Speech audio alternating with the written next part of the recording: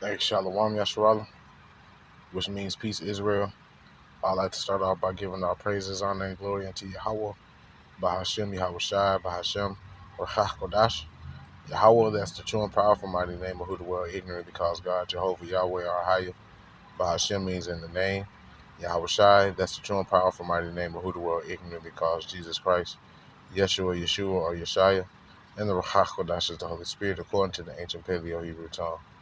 I would like to give double honors unto the apostles and elders of Great Millstone, who have learned the truth of the Bible from, and peace, blessing, safety, and salutation until the hopeful elect, until you believe the listeners out there that came back into the faith and obedience of Yahweh Bashim Yahweh Shai.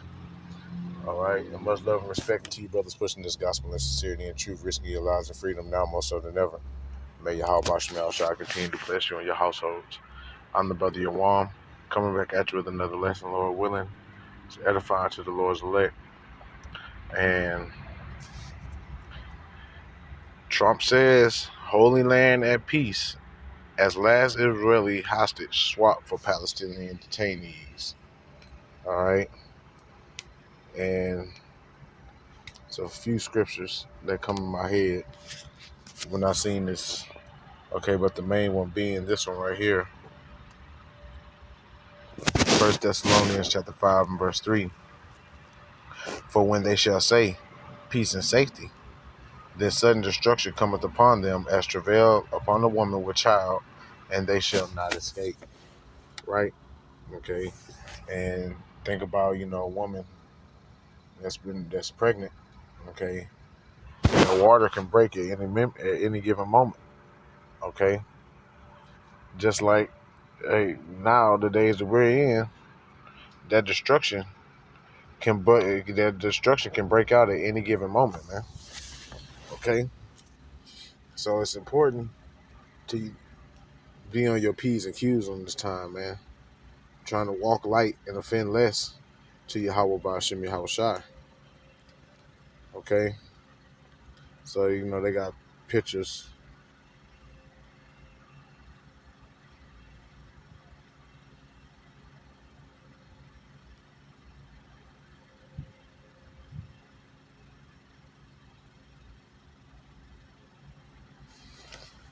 Anyway, let's go to the article.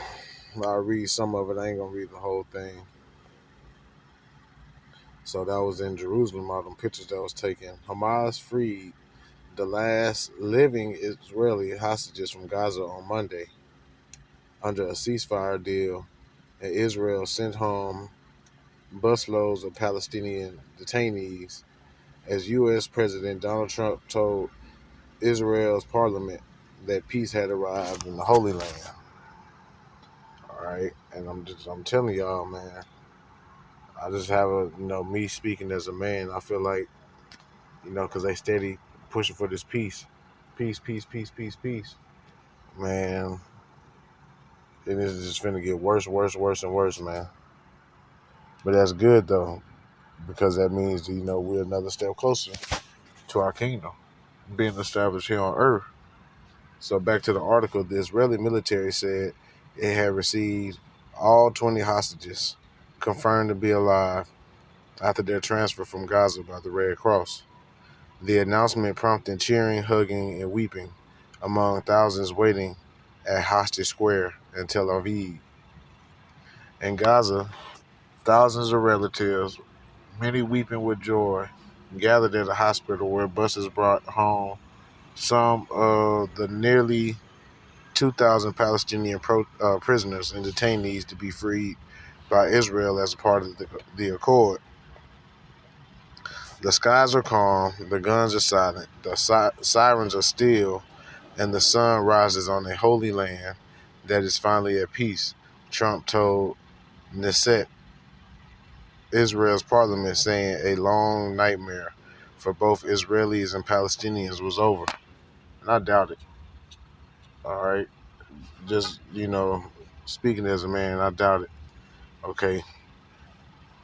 This is the beginning of something far more worse happening.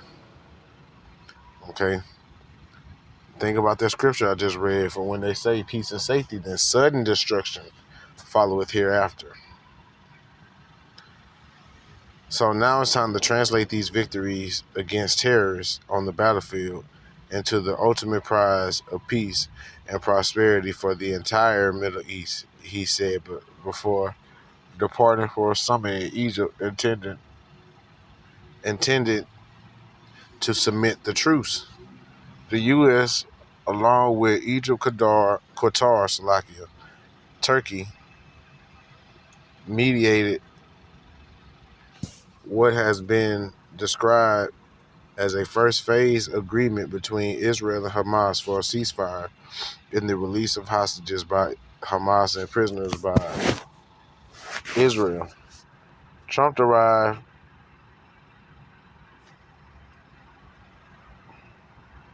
Let me jump to the next one. Formidable obstacles still remain. The Israeli hostages freed on Monday were the last still alive in captivity from 251 seized in the Hamas-led attack of October 7, 2023, that killed 1,200 people and triggered the war. The ceasefire and partial Israeli withdrawal agreed last week halted one of Israel's biggest offensives of the war, an all-out assault on Gaza City that was killing scores of people per day. Since then, huge numbers of Palestinians have been able to return to the ruins of homes on the Gaza Strip, swaths of which were reduced to a wasteland by Israeli bombardment that killed 68,000 people.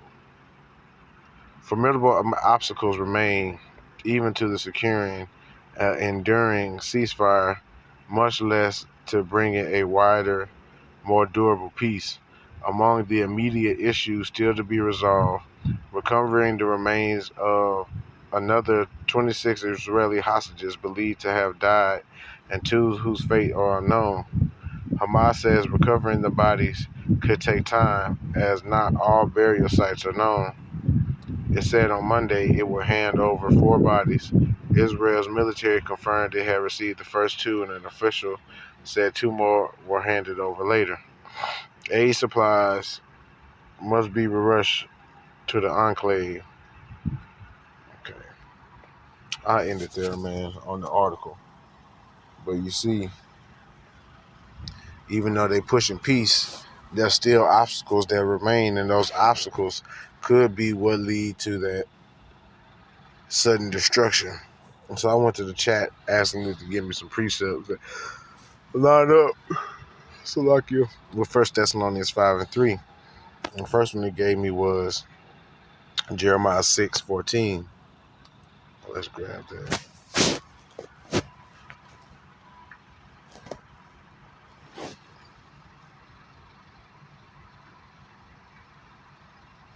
Jeremiah 6:14. Therefore, behold, the days come, said Yahweh, that it shall no more be said, Yahweh liveth, that brought up the children of Israel out of the land of Egypt. But the Lord liveth, that brought up the children of Israel from the land of the north, and from all the lands whither he had driven them, and I will bring them again into their land that I gave unto their fathers.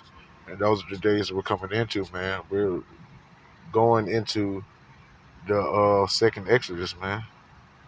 Okay, they're not gonna be talking about the first one that much more longer.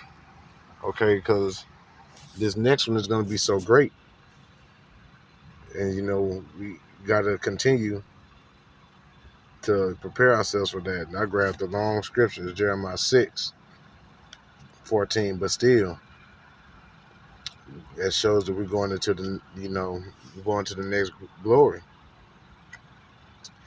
Jeremiah 6:14.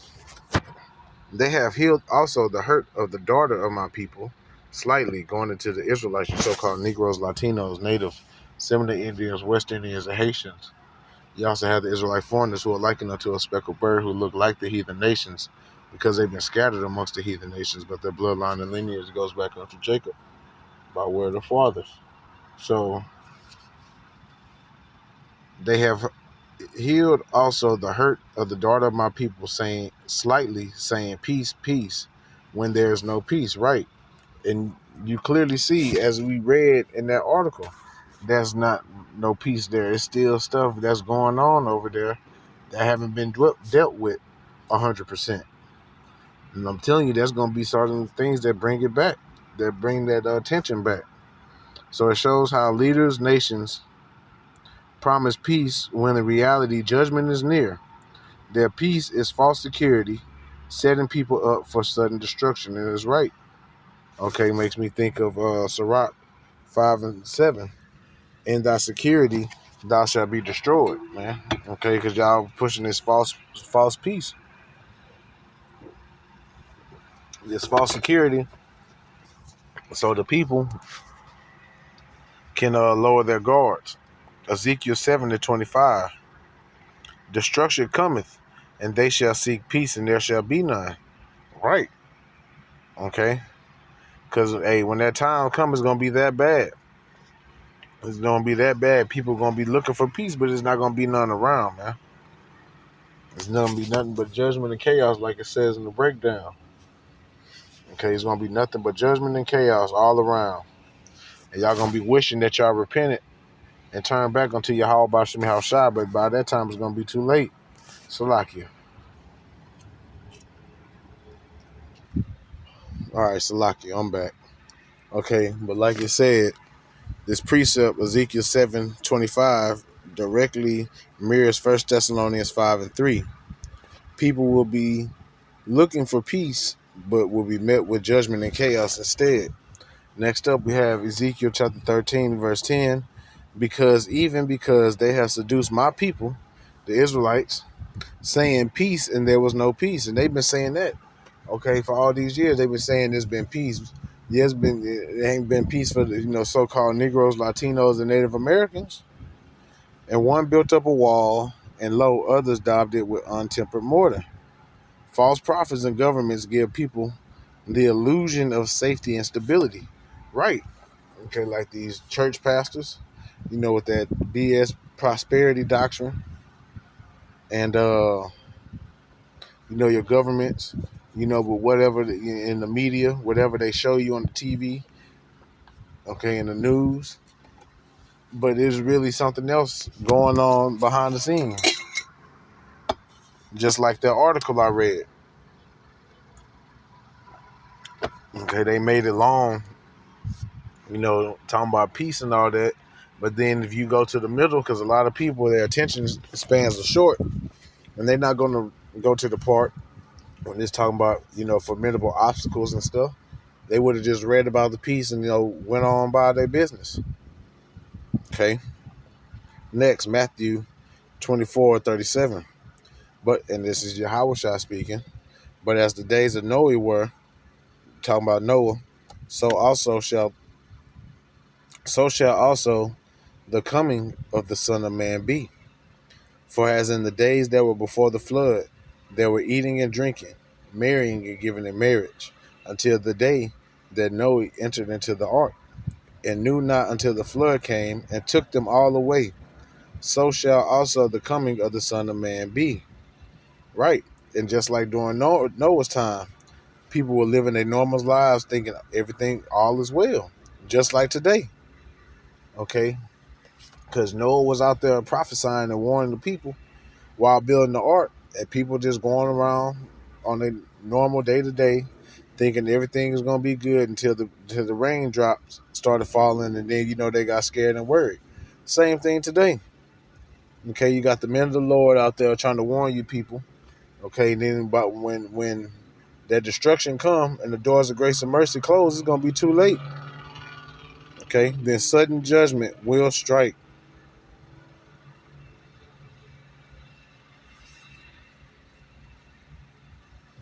Luke 17:26-30, I'll get that. Call halal Yahweh Bashim Yahushai. Was 144. The water Yahweh Bashim Yahushai. 17:26.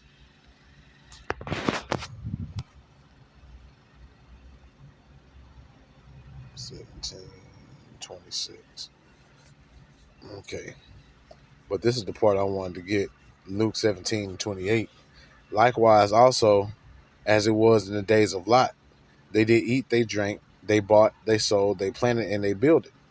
But the same day that Lot went out of Sodom, it rained fire and brimstone from heaven and destroyed them all. Even thus shall it be in the day when the Son of Man is revealed. Right, and modern day fire and brimstone is talking about those missiles, those ICBM missiles. Okay, so this highlights the suddenness of Yahushua's return when the world least expects it. Right, okay, because we all know what was going on during the time of Lot. Same thing is going on today. 2nd Ezra 16:21. Behold, victuals shall be so good cheap upon the earth, that they shall think themselves to be in a good case. And even then shall evils grow upon the earth, sword, famine, and great confusion. Yep. People think life is stable and the economy seems good, which is what they're trying to heavily trying to push that, to get to distract the people and not, keep them from what's really going on. That's when great evils and destruction will arise. And we see that, man. Look at what's going on in Chicago and all that. Yeah, they pushing for peace in the Middle East, but look what's happening in the shores of Babylon the Great. And Amos 5:18. Warn to you, I'm going to get that because I ain't got the whole thing and I ain't brought this out in a minute. Warn to you that desire the day of the Lord. To what end is it for you? The day of the Lord is darkness and not light. And that's what they, especially plantation Christianity, they try to make it seem like it's going to be a good, grand old time. The second coming of Yahushua. And it's going to be the complete opposite as we read it. As a man did flee from a lion, and a bear met him, or went into the house and leaned his hand on the wall, and a serpent bit him. Shall not the day of the Lord be darkness and not light, even very dark and no brightness in it? Yeah, so it's not going to be no good times, no peace, none of that, man. It's just like how you see how things is bad now. It's only going to get worse and worse and worse and worse, man. Okay, that's it. The day of the Lord will be unavoidable destruction. They should not escape. Fits perfectly with 1 Thessalonians 5:3, right? Because ain't nobody gonna be able to escape this destruction. This calamity is gonna be coming upon the face of the earth, man. The righteous shall scarcely be saved from it, man. So I'll take scarcely being saved than being burnt up and destroyed any day, man. And that should be the same thing that you choose. But common sense isn't common anymore. So I'm going to go ahead and end it there. I pray and hope this lesson has been edifying, giving our praises, honor, and glory unto Yahweh, Bahashem, Yahushai, Bahashem, Kakwadash. Double honors to the apostles and elders, great millstone. And peace, blessing, safety, and salutation unto the hopeful elect, and to you believers and listeners out there. Shalom.